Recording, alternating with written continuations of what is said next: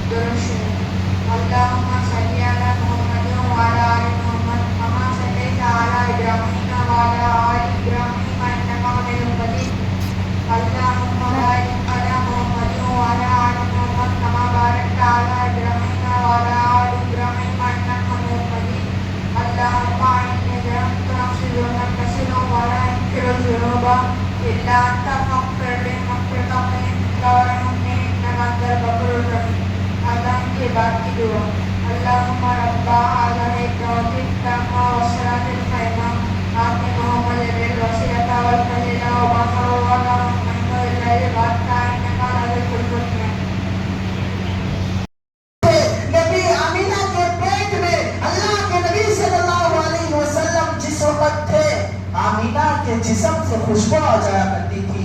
सारे मक्के और मदीने के लोग कहते थे कि आमीना इतनी बड़ी उम्र हो चुकी है, इतनी बड़ी उम्र होने के बावजूद भी खुशबू का इस्तेमाल करती है, अतर का इस्तेमाल करती है।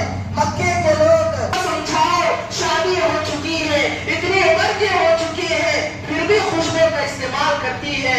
अब्दुल मुत्तलिब कहते हैं, ये बेटी, सारे मक्के के लोग मुझे कहते हैं तुम्हारी बेटी आमीना खुशबू का इस्तेमाल करती है, जरा उन्हें समझाओ, उन्हें बताओ।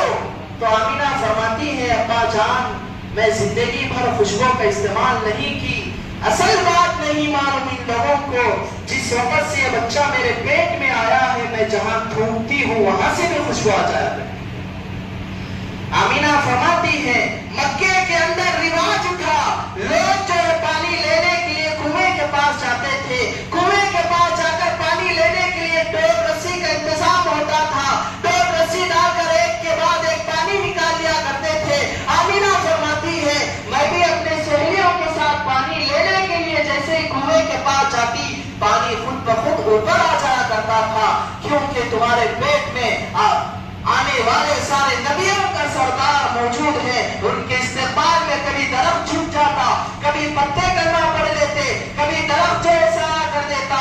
मेरे भाइयों, नबी की शान में, नबी की मोहब्बत में सारे लोगों ने जो है गवाह क्या है हिस्सा लगा दिया।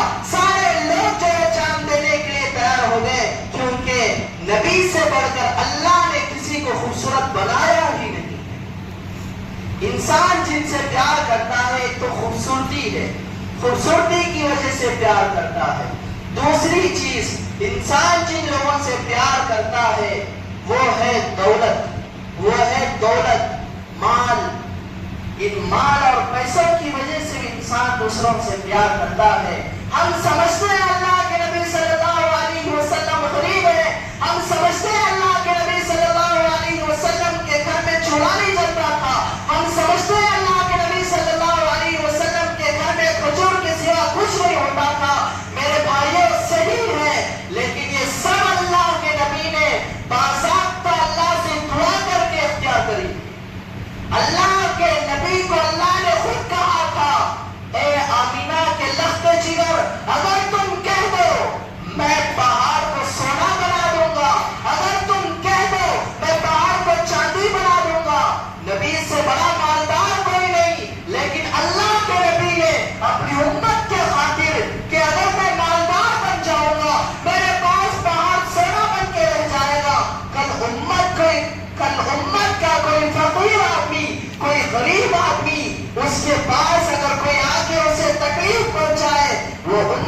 मुझे याद करके सुकून से रहेगी।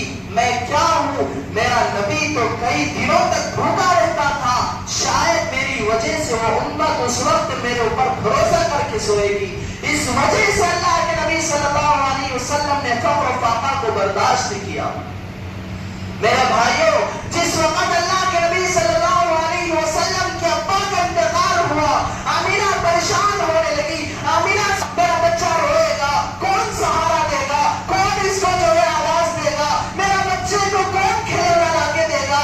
अल्लाह ताला गैब से आवाज देते हैं, ए आमिना तो फिक्र मत कर, ए आमिना तो परेशान मत हो, तो सोचती है, तो समझती है, मेरा बेटा खिलौना मांगे तो कौन खिलौना ला के देगा। ए आमिना परेशान मत हो, तेरा बेटा खिलौना मांगेगा तो मैं चांद को खिलौना बना दूंगा। इधर अबू जहल के इशारा करता चले जाएगा, मैं खिलौने को टुकड़े करके पेश करता चले जाऊंगा। ए आमिना तो समझती है, मेरा बच्चा जो है किसी वक्त पिकनिक को जाना चाहे, कहीं सैर व तफरीह करना चाहे, कहीं बाजारों में घूमना चाहे। ए आमिना परेशान मत हो, अगर तेरा बेटा बाहर खेलने के लिए जाना चाहे, किसी जगह पर तफरीह करने के लिए जाना चाहे, ए आमिना मैं तेरे बेटे को मेराज पे बुला लूंगा। रात ही रातों में कभी जन्नत का सैर करा दूंगा, कभी जन्नत के अंदर बागात का सैर करा दूंगा, फिर रात ही रात तुम्हारे हवाले भी कर दूंगा। ए आमिना तू सोचती है, मेरा बेटे का बाप नहीं है, मेरा शौहर नहीं है, मेरा बेटा कल के दिन सोना चाहे, नरम नरम गद्दों पे सोना चाहे, कैसे सोएगा। ए आमिना फिक्र मत कर, अगर तेरा बेटा सोना चाहे मैं हतीम में लिटा दूंगा, तेरे बेटे को हर एतबार से मैं जो है खिदमत करते चले जाऊंगा। मेरे भाइयों,